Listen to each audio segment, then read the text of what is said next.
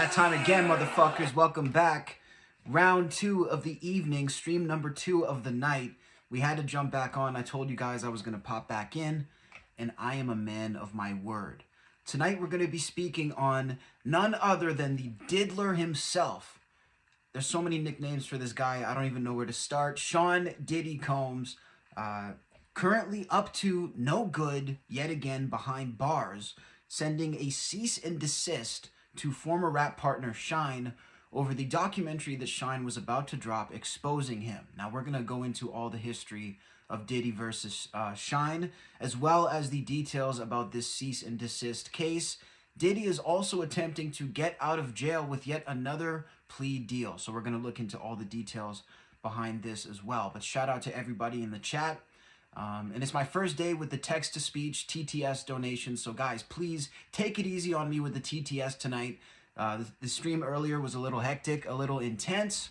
So please don't put anything too out of pocket on the TTS for tonight's stream if you can help it. So before we hop into some videos about this, let's sort of break down the history of Diddy and Shyne. For anybody who may not be aware of their history, this is who Shyne is to Diddy. So as I mentioned, Shyne was involved in Diddy's record label back in the day, and he was one of his hip-hop business partners. So in 1999, everything went sour when Shyne, Diddy, and Jennifer Lopez were all implicated in a shooting at a nightclub. So basically what happened here is that everybody was investigated, Shyne, Diddy, and J-Lo. Diddy ended up getting acquitted for all charges in the shooting case, and Shyne ended up taking all of the heat for this shooting, which actually put him behind bars for 9 years.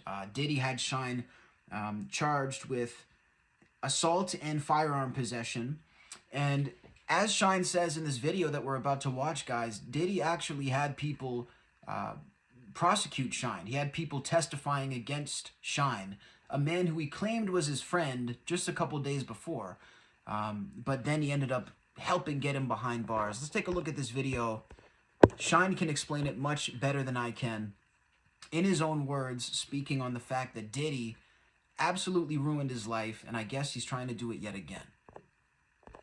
When I was an 18-year-old kid, you know, just wanting to do nothing other than make my mother proud and make Belize proud and do what all of us want to do, be recognized for our talent and take over the world. I was defending him, and he turned around and called witnesses to testify against me, and he contributed, he pretty much sent me to prison.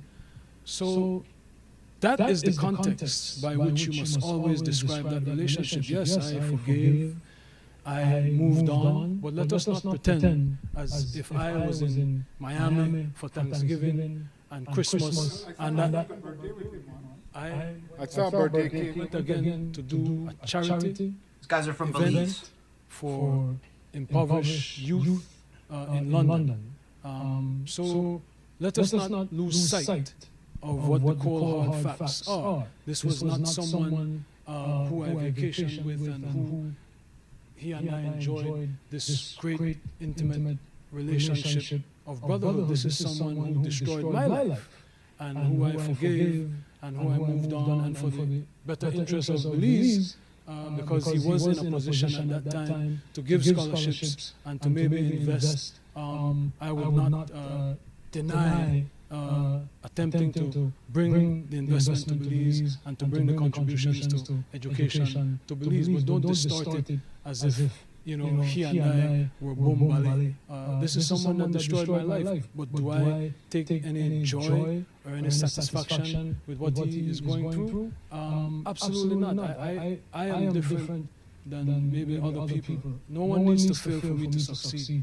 No one needs to suffer at the height of your professional relationship, or thereafter through the reconciliation, when he was an instrumental part of promoting you through Revolt Media. Were you aware of these freak-off events, and were you aware of them? Did you have any participation in them? Oh my goodness,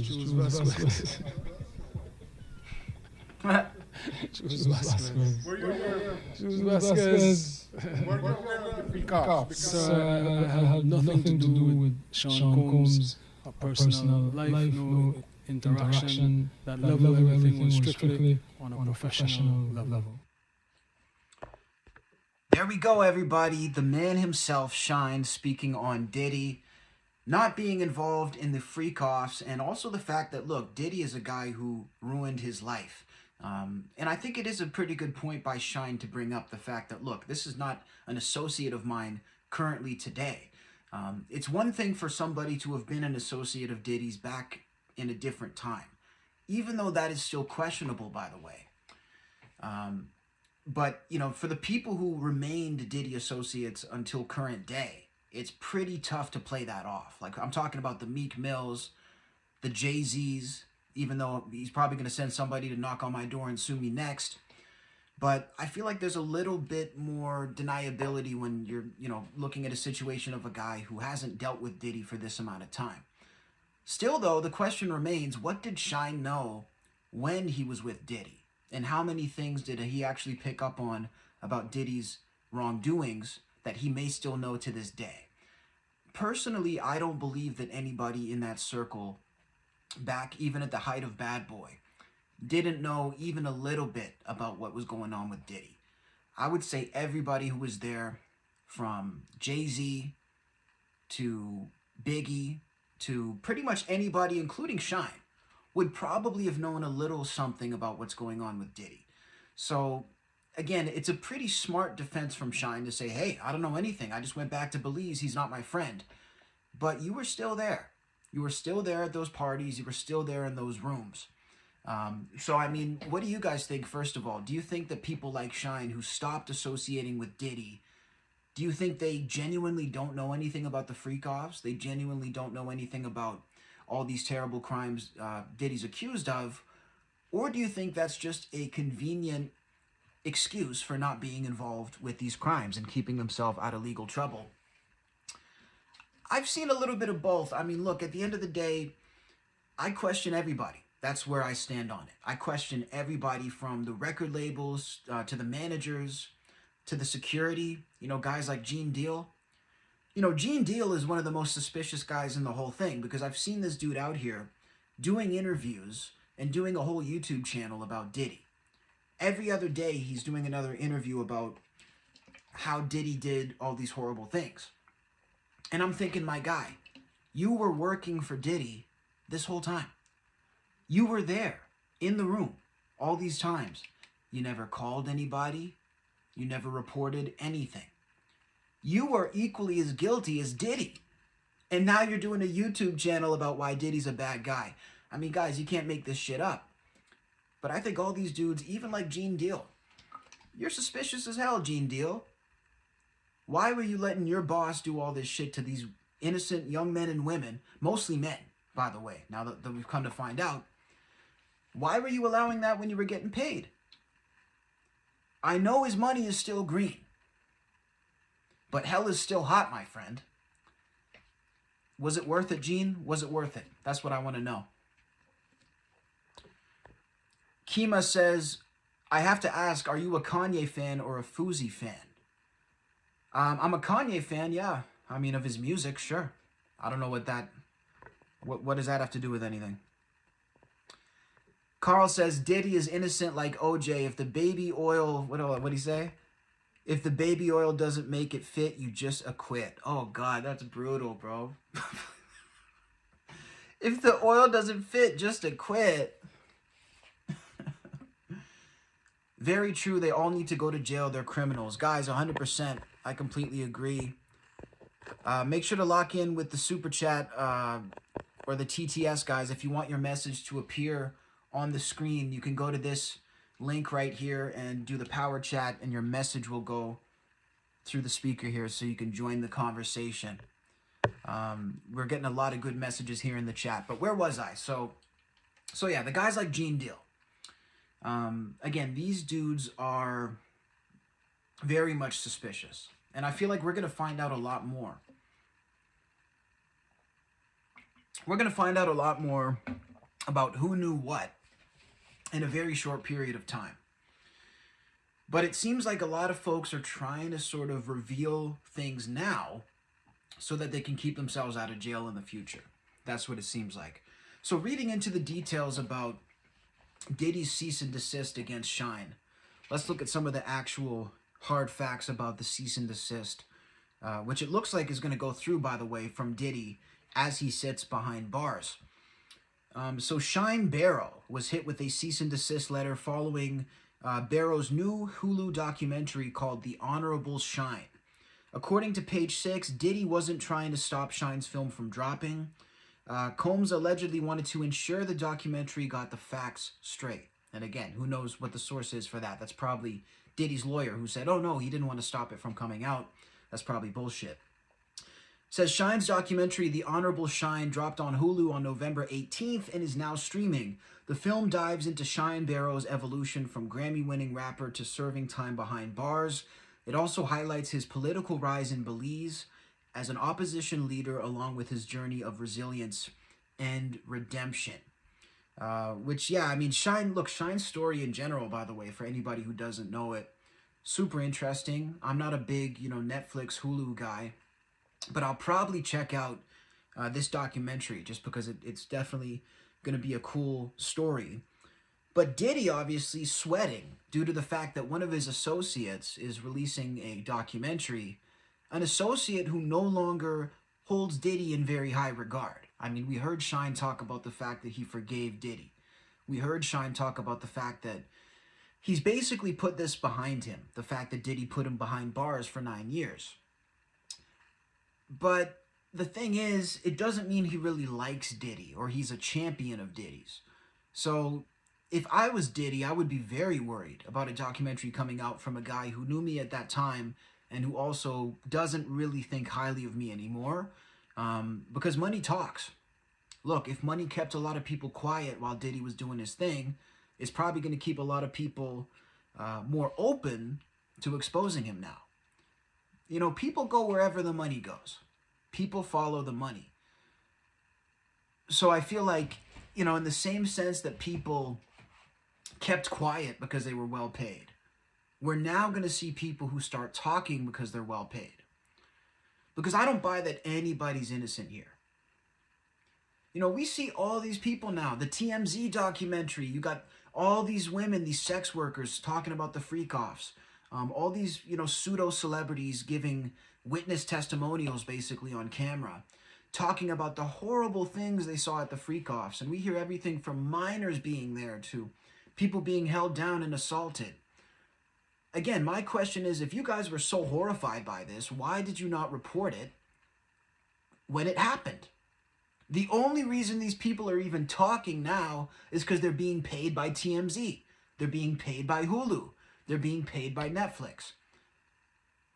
Shame on all of Hollywood, bro, because you guys are only outraged when you're paid to be. You're okay with it when you're paid to be, and then you're outraged when you're paid to be. These people are sick. These people are really, really sick, and they go wherever the money goes. Wherever that pipeline of money goes, they're going to ride it. And it's awful. Schoolie says the videos will get leaked. Well, that's the thing, Schoolie. There you go. The other factor here, guys, is that most of this is on video. And I would be willing to say we're going to see a lot of these guys who claim to be innocent probably caught up in some of the tapes because it's all on tape. That's what people are forgetting here. This is not a trust me bro scenario, okay? This is not a source, just trust me. The source is actually going to be video and photo archives of all these parties, which is, again, something that Diddy should probably have been watching for or thinking of in advance at a certain point in time. Why would you film all of your crimes? I understand that it was blackmail, I guess. And to be fair, this probably started before the age of, well, it did start before the age of cell phones and the age of social media. So back then, they probably felt a lot safer filming the crimes because Diddy could film it and then he would have the tape locked in a safe or something, like locked in a vault. Remember Pam and Tommy? They were like, oh, somebody stole our sex tape out of a safe. You know, that's the only way you could get a video like this back then. Take it out of a safe. Take the whole safe home and break it open. Now, nobody is going to be filming their crimes in the same way because they know how easy it is for these videos to get out. But I would think that back then, that's probably why they were more okay with filming it. Because they were like, this will never get out. We'll keep the tape safe and nobody will ever see it. Lo and behold, people are going to see it. Shyne fired a gun into a crowd full of people. That's what the story says. I mean, there's a lot of stories about that night with the shooting. You know, I don't know what ultimately happened, but I know that Shyne went to jail. So I don't, you know, I'm not saying he was innocent by any stretch, but Diddy helped put him behind bars, for sure. I'm not here to say Shyne is innocent, though. So, let's read a little bit more. So, basically, in September, Shyne addressed Diddy's arrest during a press briefing in Belize. We watched that video earlier in the stream and basically denied any knowledge of any of the freak-offs. Additionally, he mentioned that he did consider accepting resources from Diddy to support Belize, but he remained firm in holding him accountable for the damage done to his life. So there you go, guys. Sean Diddy Combs is trying to cease and desist the release of the Honorable Shyne documentary on Hulu, which is honestly, you know, probably a smart move from Diddy if he wants to have any shot of getting out of jail, which evidently he does. You know, we're going to take a look now at what Diddy's up to. It looks like he is trying yet again to get out of jail. So let's see. There's so many new stories about Diddy, guys. It's kind of hard to follow them at a certain point. We're going to pull it up. If you're liking this stream, make sure to subscribe on YouTube. Hit the subscribe button and the like up above. Also, make sure to hit that live beam chat for the TTS. Let us know what's on your mind. It's been a lot of fun today. We had some crazy ones on the last stream. So it looks like now Diddy has yet again been trying to get out of prison. Not only that, but he's facing 5 new sexual abuse lawsuits. So let's take a look at some of the new charges that are being leveraged against Diddy. And oh boy, this is a bad one. So basically it says, on November 19th, Texas attorney Tony Busby, who was promised that he will file civil lawsuits on behalf of more than 100 sexual abuse victims of Sean Combs, filed 5 more lawsuits in New York alleging sexual misconduct. Oh, look at these guys now. They're trying to make me subscribe to read their article. You motherfuckers. At Forbes magazine, you guys are rich as fuck, and you're trying to make me pay you. It's not going to happen, my friend. So let's find out some of the information about the Tony Busby suits that are coming down from Diddy.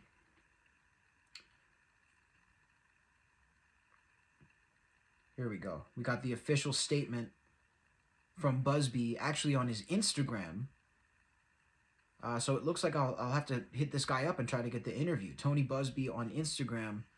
We will see if he will call into the stream and give us some information about Diddy. And the statement reads as follows. It says, the Busby law firm, along with co-counsel Ava Law Group and New York local counsel Curious Law, is filing 5 more cases today alleging aggravated sexual assault, sexual abuse, and sexual exploitation against Sean Diddy Combs and those entities with whom he has been affiliated. Several other individuals are referenced in the case filings, but are not at this time formally named as defendants. So I would be willing to bet, by the way, that these are celebrities who are probably going to be named in this. I would not be surprised at all. So several other individuals are referenced in the case filings. We're going to come to find out who they are. Shout out to Marvis as well. The cases are being brought for conduct that occurred as far back as the year 2001. The egregious conduct set out in the lawsuits occurred in New York, Miami, and other areas. 3 of the alleged victims in these cases are male, 2 are female. We will let the allegations in the filed complaints speak for themselves and will work to see that justice is done. We expect to be filing cases weekly, naming Mr. Combs and others as defendants as we continue to gather evidence to prepare the filings. This is a brand new statement, guys, from Tony Busby, who has now filed 5 new lawsuits for sexual assault against Sean Diddy Combs. And let me tell you something about this guy, Tony Busby. I've been following a lot of his statements about this. This man is not messing around. Diddy has seemed to really trigger a couple of people in the legal system who really want to make an example out of him. And these people, it seems like they're going to go the extra mile with all of these cases to make an example out of this guy.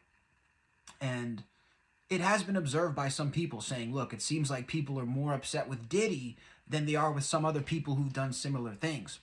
I don't know why that is. I do think that there's definitely a sense, more so with this than there has been with other cases, that he's going to be held accountable, and the people involved that are also, of influence are going to be held accountable. Whereas a case like the Harvey Weinstein case, I don't think we really felt that at all. A case like Jeffrey Epstein, the list has still not been revealed. And there's been no attempt to charge anybody who's affiliated with Jeffrey Epstein other than Ghislaine Maxwell. So there's been no attempts. This is the only case at this level that we're seeing people actually try to get to the bottom of who else is involved and hold those people accountable. The documentary is streaming on Hulu.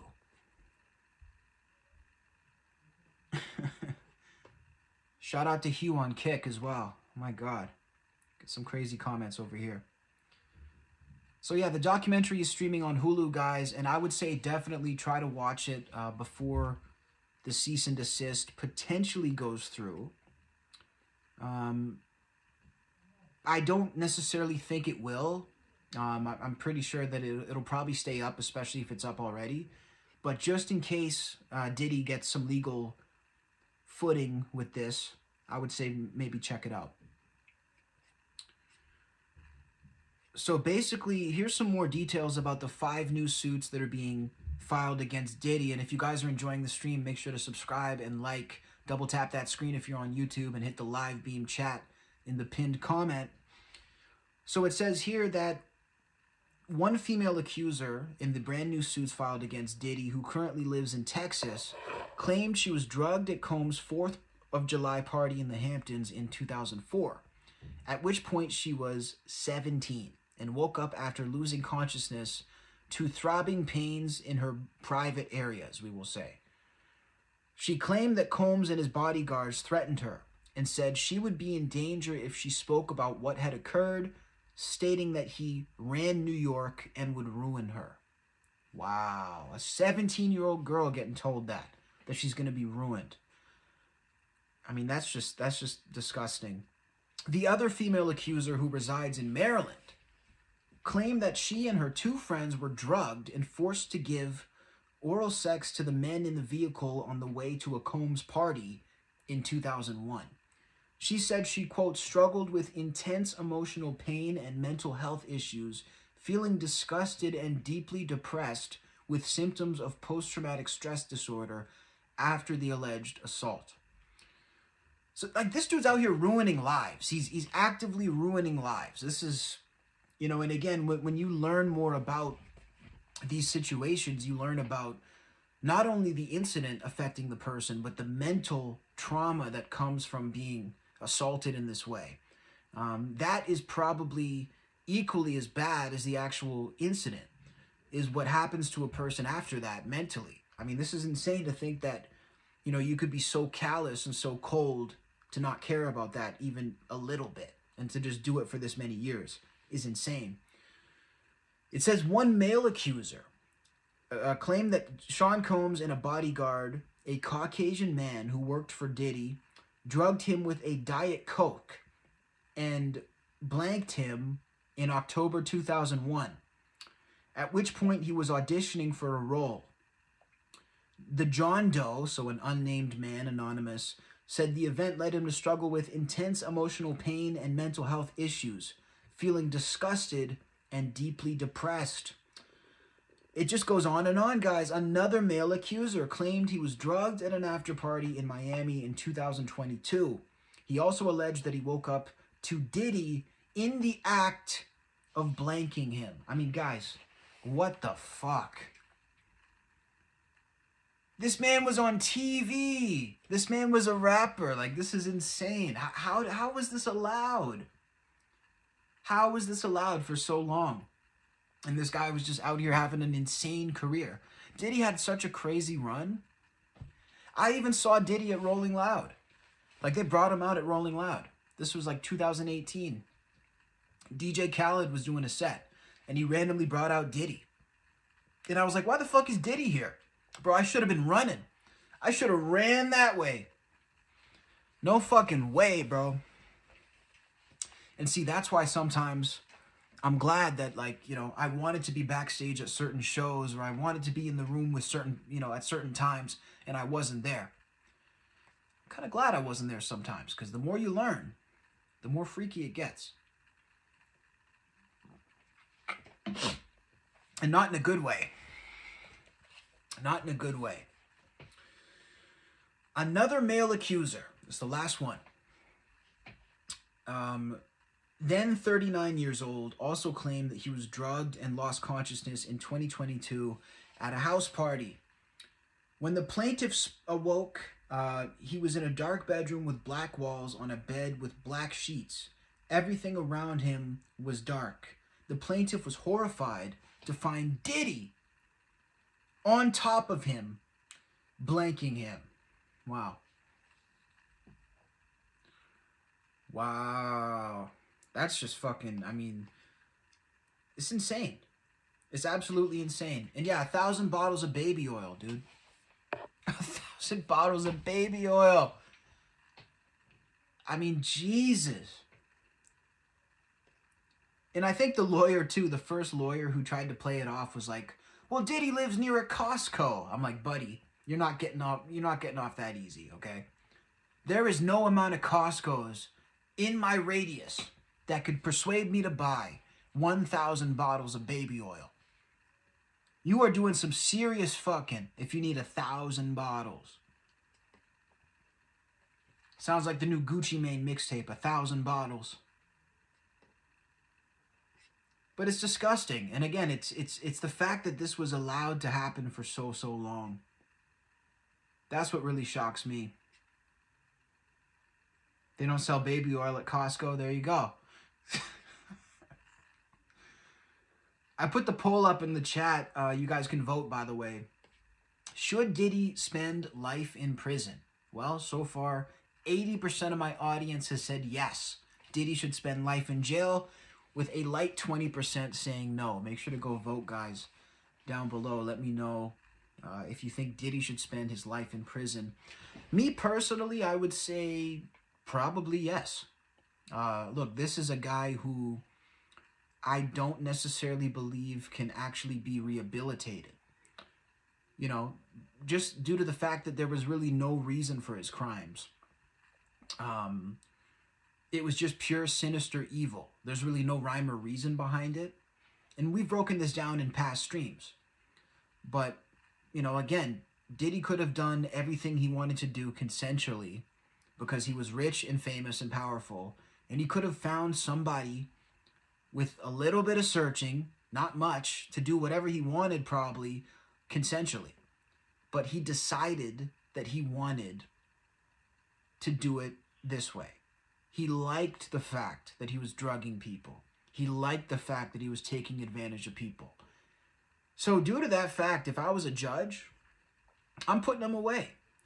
Because I don't believe you can be rehabilitated if you're that sick.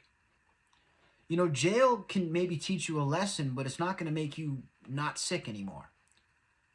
That's why I say they should fucking give pedophiles the death penalty. I believe in that. I don't care. I'll come on here and say it. Pedophiles should get the death penalty because you can't rehabilitate that in jail. Like, jail is not a mental health program. It's not going to unsick you.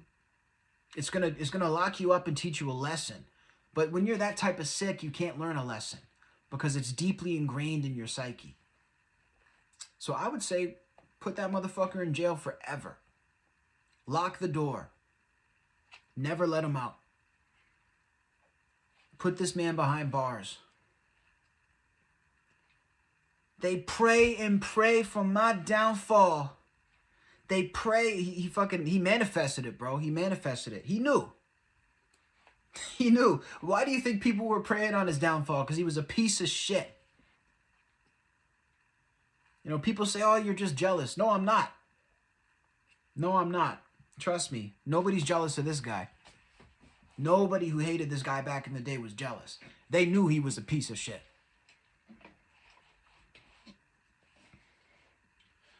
So Shyne versus Diddy, ladies and gentlemen.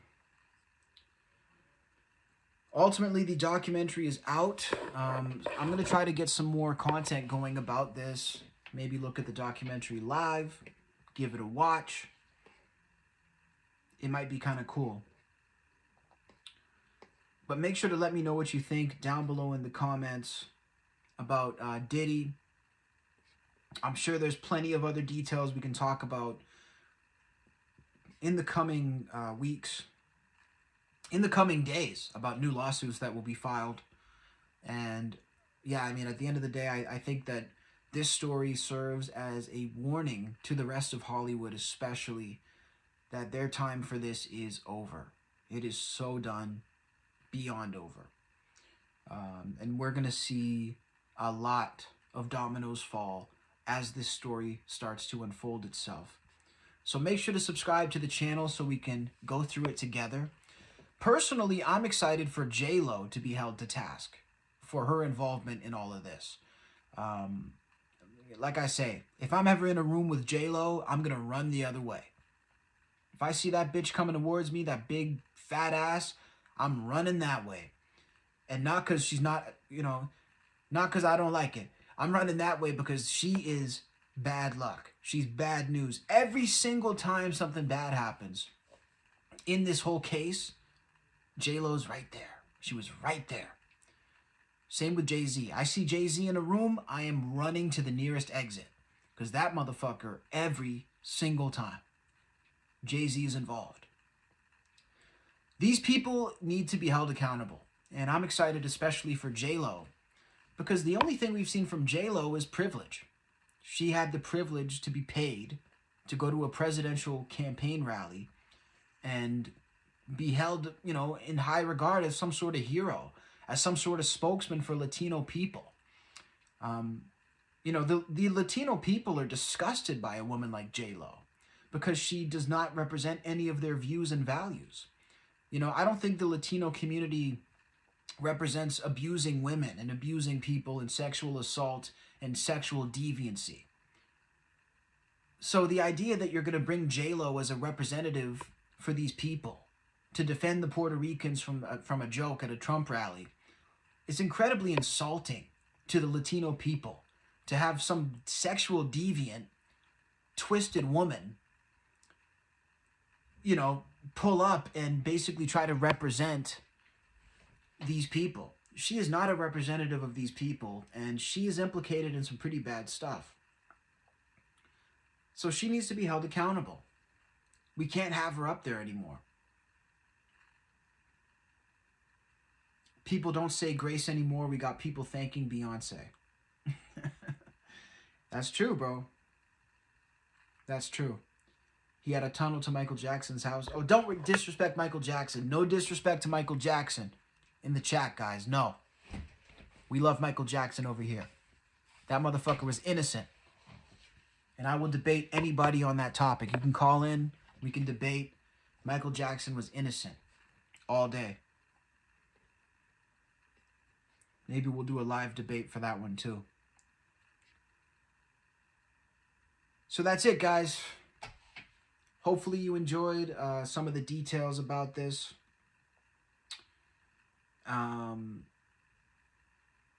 Yeah, plenty more to cover. Make sure to sub up. Have a great night.